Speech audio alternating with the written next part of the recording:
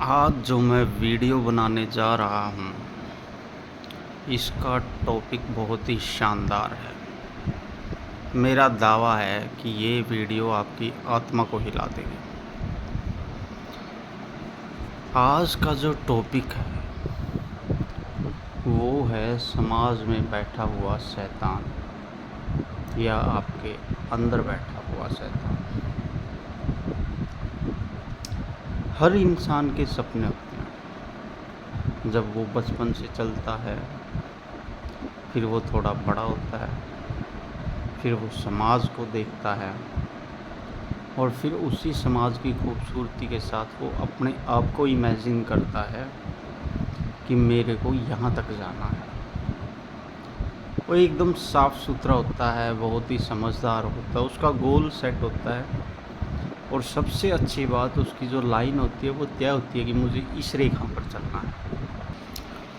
और जब वो उस रेखा पर चलता है तो उसके अंदर एक उत्साह होता है, एक प्रेम होता है, उसके अंदर एक प्यार होता है और अपने गोल के लिए एक डेडिकेशन होती है, एक समर्पण होता है। उसका जो लक्ष्य होता है उसके लिए एक समर्पण होता है उसके अंदर। फिर वो उसके लिए जाता है, चलता है, प्रयास करता है।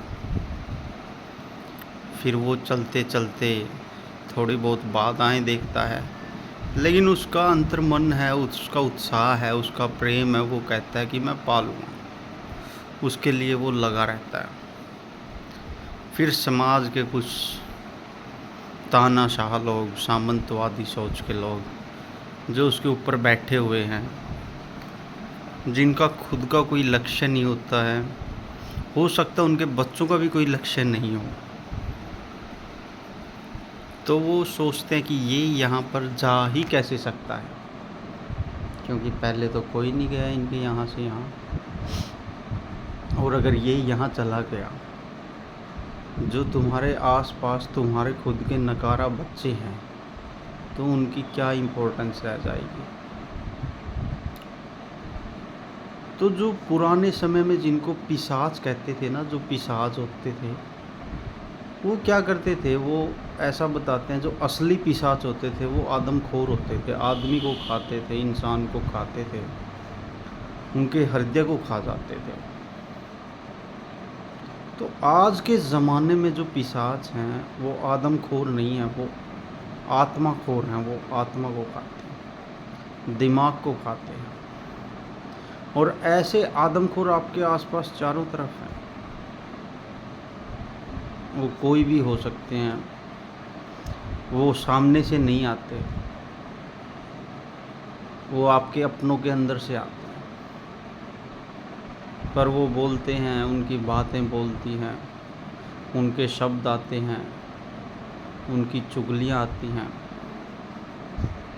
और फिर वो बोलते ही रहते हैं, बोलते ही रहते हैं, जब तक आप की आत्मा पे उनका डायरेक्ट अटैक होना ना शुरू हो जाए, सीधा आक्रमण उनका आपकी आत्मा पर ना होना शुरू हो जाए, आपका उत्साह कम होना शुरू ना हो जाए, आप उसी आत्माखोर जनजाति का हिस्सा ना बन जाओ। अगर आपने उनकी प्रतिक्रिया दे दी तो आधे तो आप अपने लक्ष्य से वहीं भटक गए, आधा आपका वो उत्साह उसी समय खा जाएंगे जिस समय आपने उनकी प्रतिक्रिया दी। फिर अगर आपने उनके दिमागी तौर से चुप रह के प्रतिक्रिया दी तो आप 70% वहीं पर असफल हो गए। और वो ये चाहते हैं कि आप प्रतिक्रिया दो, क्योंकि ये आदमखोर ज़माना तभी तो चलेगा, आत्माखोर ज़माना, दिमाग खाने वाला ज़माना तभी तो चलेगा। वो ऐसे लोग हैं जो बातों को आपको अपनों के अंदर से भी भेजते हैं, आपके माता के अंदर से, आपके पिता के अंदर से, आपकी आत्मा तक वो प्रहार करते हैं अपनी बातों से। और ऐसे आदमखोर, ऐसे आत्माखोर, ऐसे लोग जो हैं, ये सिर्फ़ आपकी आत्माखोर ही नहीं है, ये आपको दिमाग को खाने वाले ही नहीं हैं, ये आपके सपनों को खाने वाले हैं, आपके जीवन के उत्साह को खाने वाले हैं, जीवन के उमंग को खाने वाले हैं। असल में ये आपको ही खाने वाले हैं। इन्हीं को पिशाच बोला गया है ग्रंथों में, शास्त्रों में।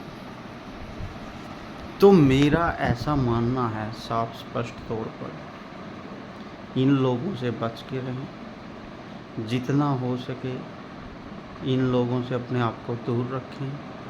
कोई प्रतिक्रिया ना दें, अपना काम करते रहें। और सबसे अच्छी बात, अगर आप इनके चुंगल में हैं तो आप तो निकल ही जाओगे अगर आप मानसिक रूप से मजबूत हैं। अपने बच्चों को इस तरह के समाज से बिल्कुल दूर रखें। उनको हमेशा इतना बढ़िया और इतना साफ़ सुथरा माहौल दें कि उनके सपने, उनकी उमंग, उनका उत्साह, उनका प्रेम हमेशा जीवित रहे। ऐसे लोगों के बहकावे में और मीठी बातों में आकर कभी भी अपने बच्चों के साथ संपर्क ना होने दें।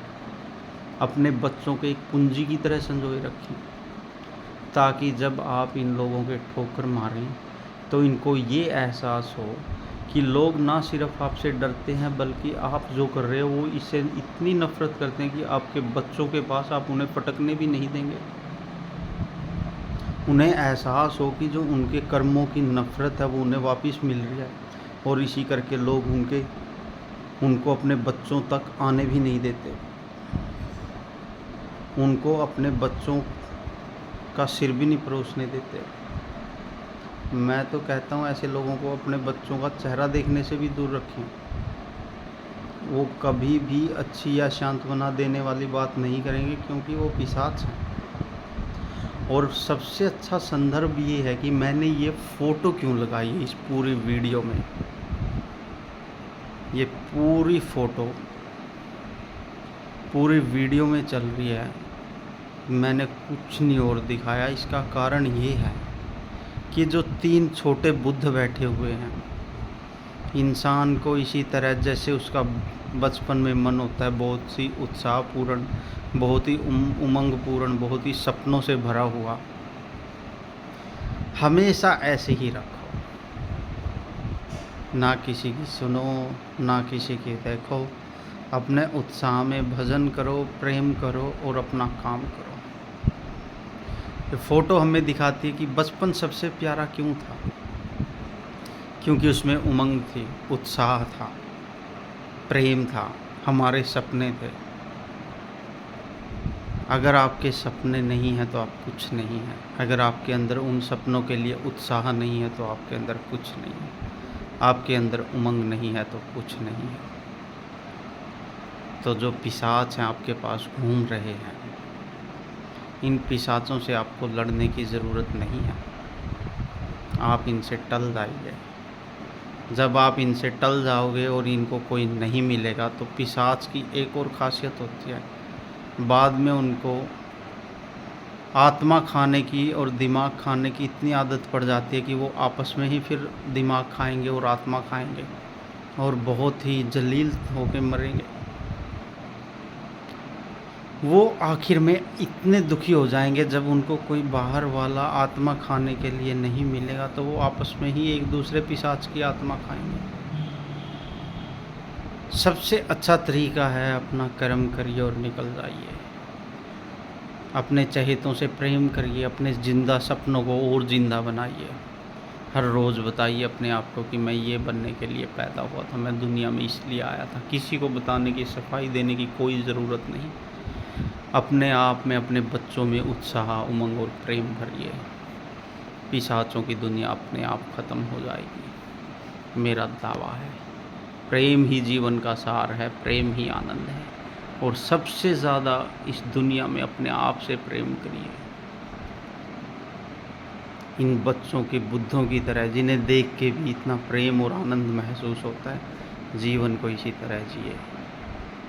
नमो बुद्धाय, नमो बुद्धाय, नमो बुद्धाय।